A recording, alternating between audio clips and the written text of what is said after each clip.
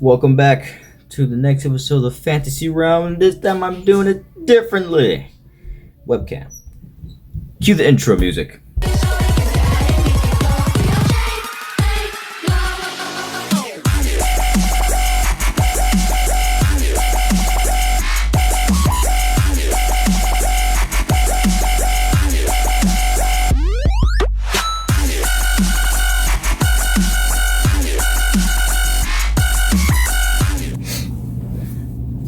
So I'm gonna be real, I don't know why I said intro music. That was a whole video. Anyways, so this is actually important. The first part of this video is a summary. So if you did not yet watch the first season of Dr.Stone, just skip straight to review if you want to hear my opinion about the show.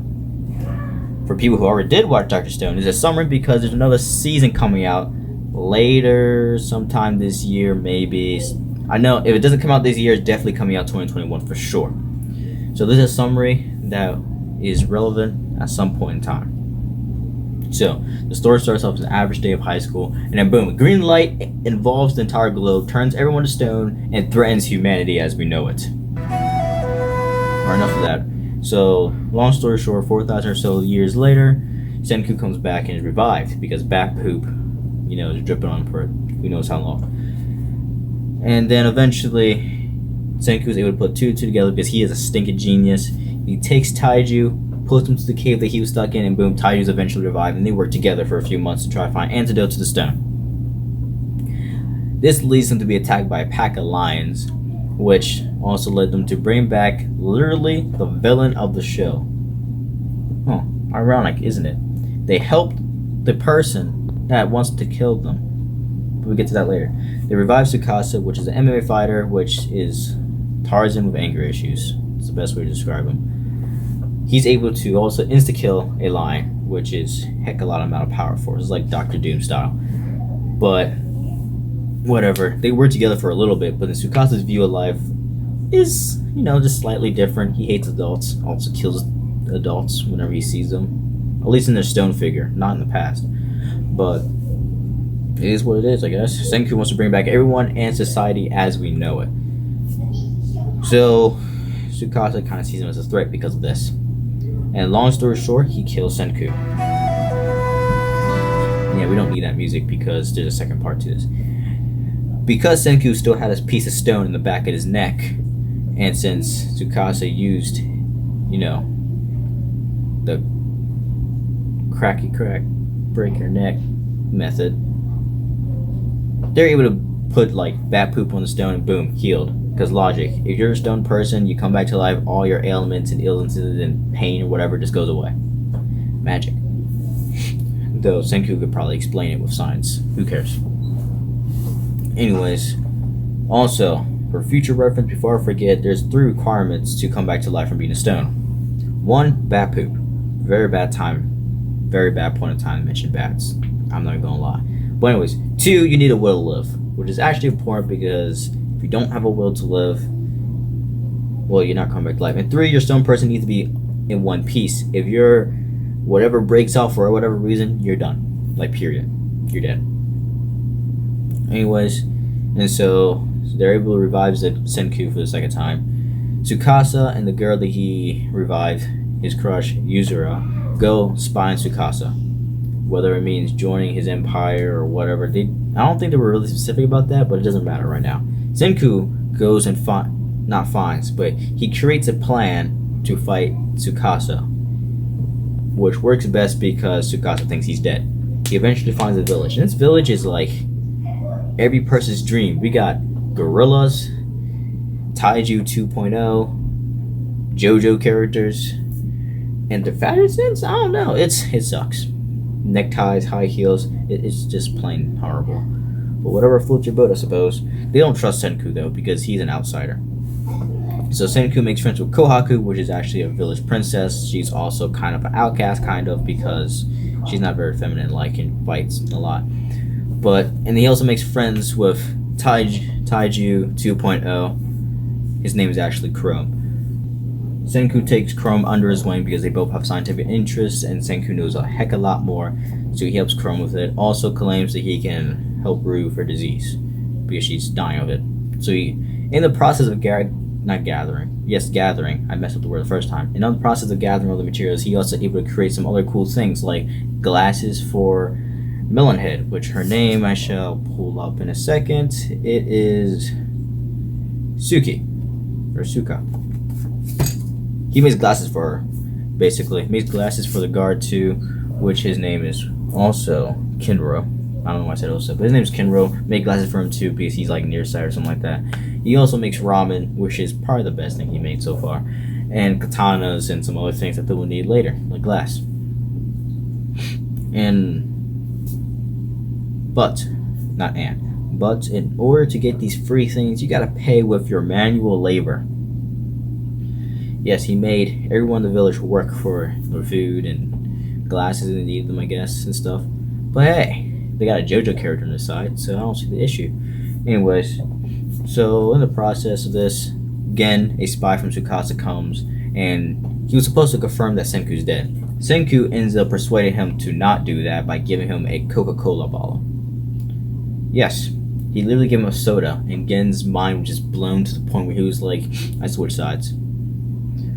So he goes, tells Tsukasa that Senku's dead, but Tsukasa obviously doesn't believe it. That comes to play later. So he gathers all the materials or ingredients he needs to make the antidote, but he needs one more thing, and that ingredient could be found in wine, something like that. But in order to get this, Senku needed to join the tournament that was being held in the village because that was the prize. Also Rui's hand in marriage, but mainly the wine, because that's the important part. So he joins the tournament. Long story short, Senku ends up winning. The plan was to let Chrome win, and Chrome would just give Senku the last ingredient. But in the fight with Magma, Chrome, beat him by setting him on fire. But by the time the fight was actually over, he was so tired out to the point where he just couldn't fight Senku. And since he didn't have a way to fight Senku, Senku wins by default. So yeah, he got the last ingredient and all. Senku also got married. Also, quickest divorce in human history. Low-key, not even 5 seconds in. But, so he got the last ingredient, made the antidote for Ruri, and then boom. Cured Ruri of her disease. It got worse temporarily, but that was because the bacteria was fighting back at the antibacteria. Obviously, she survived, so Senku did something right. So after they did this, Senku also needed to bring some other things that was, that would be needed to fight Tsukasa, like create a cell phone. Though it's not like a high-tech cell phone like the one I'm using to record this video. It's like a dopey-looking cell phone that you can make in the Stone Ages. But, it does this, and eventually Tsukasa brings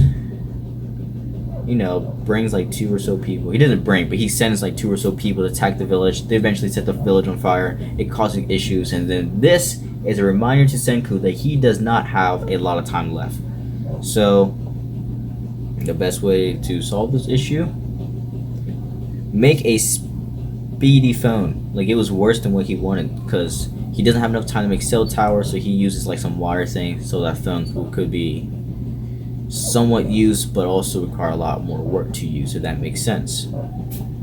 So that's basically in the season. They put Christmas in there, like towards the end. Almost forgot. So turns out, this is some backstory, but Senku finds out the origin of the village. Turns out Senku's dad, Byakuya, was an astronaut, which obviously you want to show, you already know. And then when he was in space, him and his crew were in space when this happened. And then after everyone on Earth turned stone, they came back down, found out everyone was stoned, so they decided to make the village. It was 6 of them. 3 guys, 3 girls. 4 of them die. Dang, that was actually depressing. Cue the music. Okay. None of them are really important, but 2 of them. Senku's dad and Senku's dad's wife. No, Senku and his dad are not related by blood. They're like it's like an adoption relationship or something. But anyways, Byakuya, before everyone died, he made a record for Senku to listen to 1,000 years later because he was so sure that Senku will bring back civilization. Now that's trust. But he made a record, had music in it, also explained, quote unquote, what happened, and gave them a telescope in the process. Something like that. Honestly, I probably should have paid attention to the review I watched. But it was 18 minutes. This is like 10. This is definitely better. Anyways, so Senku is just about prepared to fight Tsukasa in the Stone Wars. Yeah.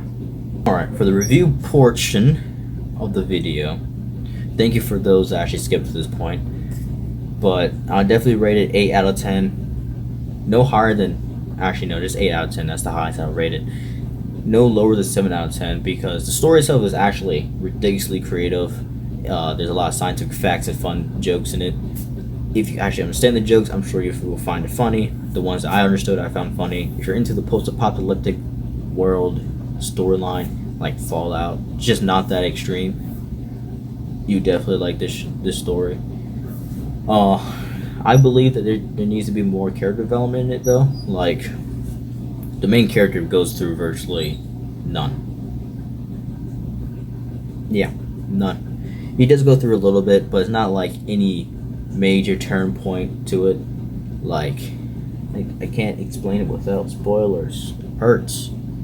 Pretty basic. If Senku and like some people, if a completely different cast were into the show, the story still would have been able to progress and eventually reach to the point where the first season left off of.